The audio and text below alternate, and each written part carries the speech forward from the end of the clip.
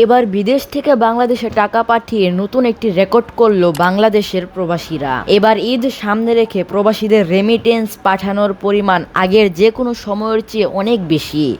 মাস শেষ হওয়ার আগেই প্রায় 3 বিলিয়ন বা 300 কোটি ডলারের প্রবাসী আয় এসেছে। বাংলাদেশে ব্যাংকের তথ্য অনুযায়ী চলতি মার্চ মাসের 26 তারিখে ব্যাংকিং চ্যানেলে প্রবাসীরা 294,50,00,000 বা প্রায় 36,000 কোটি টাকার সমপরিমাণ বৈদেশিক মুদ্রা পাঠিয়েছেন, যা গত বছরের একই সময়ের তুলনায় 133 কোটি ডলার বা 82% বেশি।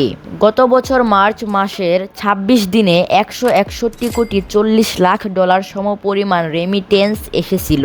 দেশের ইতিহাসে এক মাসে সর্বোচ্চ 264 কোটি ডলারের রেকর্ড ছিল গত বছরের ডিসেম্বরে।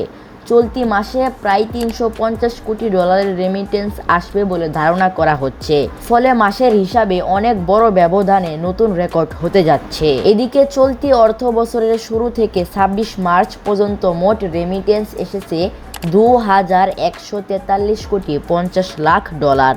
গত অর্থ বছরের একই সময়ের চেয়ে যা 28.4% বেশি।